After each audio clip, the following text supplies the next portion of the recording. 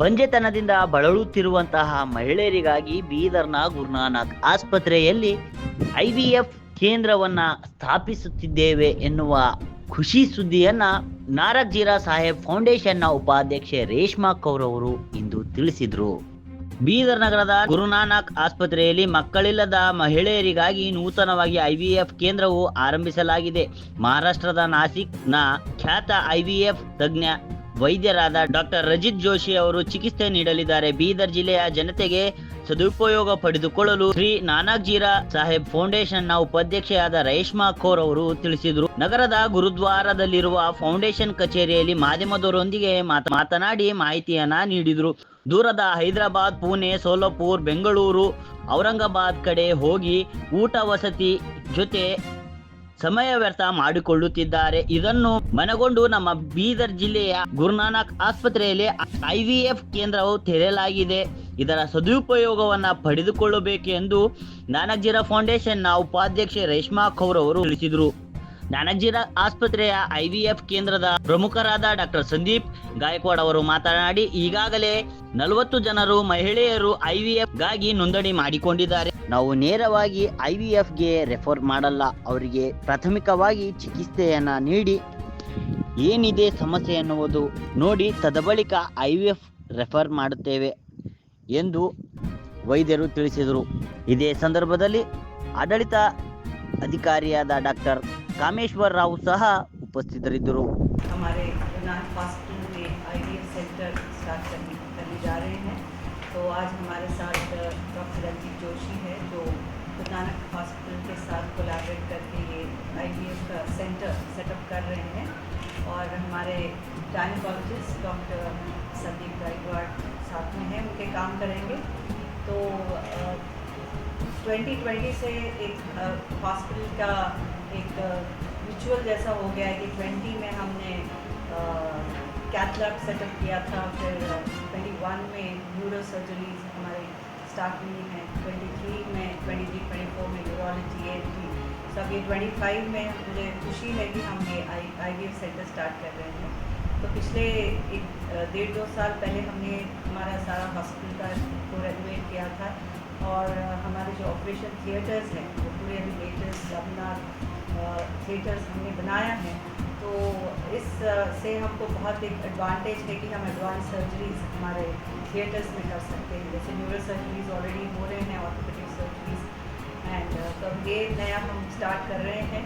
वैसे विदर्भ में काफ़ी IVF सेंटर्स होंगे पर ये I am sure will be very successful क्योंकि doctor Ranjit Joshi is very renowned doctor and जैसे उन्होंने बताया कि वो लंदन प्लस इंडिया में भी काम करते हैं और इनके सारे जो भी इनके केसेस हैं ऑलमोस्ट बता रहे थे सर कि 80% सक्सेसफुल रेट है।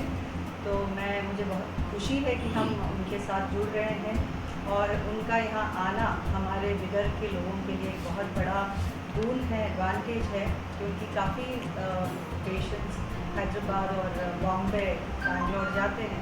अगर हम ये फैसिलिटी उनको यहाँ प्रोवाइड करें तो ये इससे बेहतर उनको फैसिलिटी कहीं भी नहीं मिलेगी और उनका खर्चा भी कम होगा और एक सेटिस्फैक्शन रहेगा कि उनकी जहाँ वो रहते हैं वहीं पर उनको ये सारी सुविधा मिल रही है।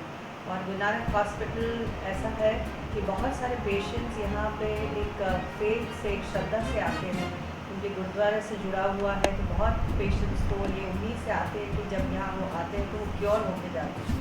तो मुझे बस मैं वाहिगुरु जी से बस प्रार्थना करती हूँ कि ये हमारी कोशिश सक्सेसफुल रहेगी और जितने यहाँ आएंगे हमारे पेशेंट्स उनको सक्सेसफुल वो सक्सेस रेट रहेगा और उनकी कामयाबी से वो जाएंगे यहाँ से। तो I wish doctor Ranjit Joshi the best and doctor Sanjay Randeep and also हमारे CEO डॉक्टर कामेश्वर राव, वो भी काफ़ी मेहनत कर रहे हैं इसके पीछे। तो हमारा कल CME प्रोग्राम भी हुआ है तो काफ़ी डॉक्टर्स की अटेंडेंस रही है कल। तो हमारी उम्मीद है कि ये जो हमारी कोशिश है वो सक्सेसफुल रहेगी। गुरुनानक हॉस्पिटल और IVFcare.in ये दोनों के कोलैबोरेशन से अभी आने वाले महीने 1.5 महीने में यहाँ पे इधर में गुरु नानक हॉस्पिटल में हम IVF की सुविधा चालू करने वाले हैं। अभी IVF का जो टेक्नोलॉजी है वो कई 45-50 साल से दुनिया भर में है। इसमें लाखों करोड़ों लोगों को बच्चे हुए। ये इसका उद्देश्य ये है कि इधर और आजू बाजू के एरिया के जो पेशेंट्स हैं जिनको बच्चे नहीं है, बच्चे होने में तकलीफ होता है या प्रेगनेंसी रहती है लेकिन एबॉर्शन होता है, उनको मदद करने का उद्देश्य है।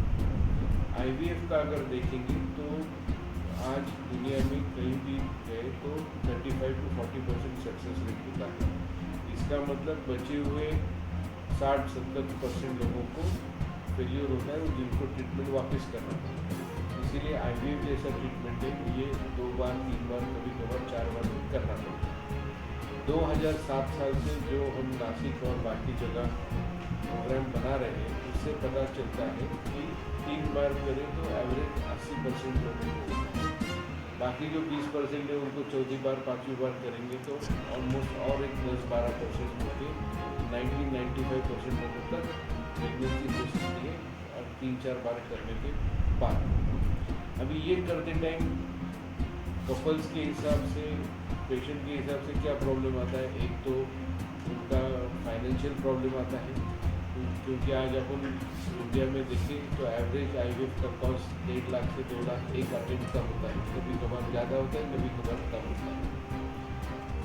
दूसरा है कि इतनी बार करने का खर्चा हो जाता है, तो हमने एक 3 साइकिल प्रोग्राम बनाया जिसमें 3 साइकिल का तकरीबन 4-4.25 लाख के आसपास पेशेंट पैसा भरते हैं। 3 बार ट्रीटमेंट होता है, उसमें ऑलमोस्ट 78 to 82% 80% लोगों को बेबी होता है। जो लोगों को नहीं होता उनको आधा पैसा वापस मिलता है। आधा पैसा वापस मिलने से फ़ायदा ये होता है कि वो आगे का ट्रीटमेंट चालू रख सकते हैं। कभी अगर उनको दूसरा कोई करना है कि भाई एडॉप्शन करना है या कोई ऐसी चीज़ तो वो कर सकते हैं। एक फाइनेंशियल सपोर्ट रहता है, स्टॉप लॉस रहता है जो पेशेंट को बड़ा टेंशन या एंग्जाइटी रहती है। ये प्रोग्राम का दूसरा फ़ायदा है साइकोलॉजिकल फ़ायदा कि जब शुरू से आपको मालूम है कि आप 3 बार करने के लिए तैयार हो, तो अगर पहली बार फेल हो जाता है तो आदमी बोलता है ठीक है भाई मेरे पास दूसरा अटेम्प्ट है, तीसरा अटेम्प्ट है। नहीं तो नॉर्मली क्या होता है, एक बार फेल हो गया तो पेशेंट डिमोरलाइज हो जाते हैं और वो डिप्रेशन में, वो पूरे मेंटल स्टेट में रहते हैं। वहाँ से उनको बाहर निकाल के आगे वापस दूसरी बार ट्रीटमेंट करने में टाइम बहुत जाता है। और फर्टिलिटी ऐसा है कि जो औरत की उम्र पे बहुत ज़्यादा निर्भर होता है क्योंकि अपना जो प्रजनन आयुष्य है वो तकरीबन 12-15 साल में शुरू होता है, पीरियड जब चालू होता है तो, और 40 के आसपास ख़त्म होता है। तो ये 25-30 साल ही अपने पास होते हैं और आजकल के इसमें शादी होते होते 22-25-27 साल हो जाती है और 35 के बाद कम होता है। तो तकरीबन टाइम मिलता है अपने को 8-10 साल 12 साल उतना ही। और उसमें वो IVF तक आने के लिए पहले ट्रीटमेंट, डायग्नोसिस, इन्वेस्टिगेशन में 2-4 साल से जाता है, तो टाइम फ्रेम अपने पास कम रहता है। तो इसीलिए जब पेशेंट सोचते कि भाई नहीं मुझे 3 साइकिल करना है, एक नहीं हुआ तो चलो भाई इमीडिएट दूसरा है, तो ये साइकोलॉजिकल एडवांटेज है। और तीसरा एडवांटेज है मेडिकल एडवांटेज कि अगर साइकिल फेल हो गया तो मेडिकली हम एनालाइज करते हैं कि भाई उसमें क्या है। नए टेक्नोलॉजी जैसे स्टेम सेल थेरेपी है, जिनका एंडोमेट्रियम खराब है, पहले उनको सरोगेसी बोला जाता है, लेकिन अभी सरोगेसी से ऑलमोस्ट 70% लोगों को स्टेम सेल से जो नया रिसर्च उससे है। इम्यूनोलॉजी है जिसमें लिम्फोसाइट इम्यूनोथेरेपी वगैरह की जाती है। इम्यूनोलॉजी मतलब सादे शब्द में बोले तो जो बच्चा माँ से अलग ब्लड ग्रुप का या अलग उसका, तो माँ उसको रिजेक्ट नहीं करती, 9 महीना पालती है। जैसे अपन सब लोग अपनी माँ के कोख में थे, लेकिन आज देखा कि भाई मैं अपनी माँ को ब्लड दूंगा या आप ब्लड देंगे तो वो मैच होगा, ऐसे नहीं। कभी कभार अपने और अपनी माँ का ब्लड ग्रुप अलग रहता है, लेकिन फिर भी अपन 9 महीना वहाँ रहे हैं। तो ये इम्यूनोलॉजी ऑफ प्रेगनेंसी सारे शब्दों में, तो ये भी नई चीज़ें यहाँ पे करेंगे जो नॉर्मली होती नहीं है। तो हमारा जो पूरा ऑर्गेनाइजेशन है IVFcare.in, तो ये पूरा सपोर्ट करेगा। पूरा टीम एक ही जैसा काम करता है, टेली मेडिसिन से ये सब होता है। तो ऐसा ये 3 साइकिल का प्रोग्राम के 3 एडवांटेज है, फाइनेंशियल, साइकोलॉजिकल और मेडिकल। कि मेडिकल में आपका एक साइकिल फेल हो गया तो दूसरे साइकिल में आप चेंजेस करके कि भाई आपका बॉडी रिस्पॉन्स कैसे रहा, क्या चेंजेस करने चाहिए, डोज कम ज़्यादा करना चाहिए या नहीं, और एडिशनल कुछ ट्रीटमेंट करना चाहिए। तो ये प्रोग्रेसिव फाइन ट्यूनिंग बोलते हैं, वो करके ये करेंगे। तो इससे आज तक का जो अनुभव है, नासिक में 2007 साल से ये चल रहा है, भारत भर में कई सेंटर है, लंदन में है, अफ्रीका में।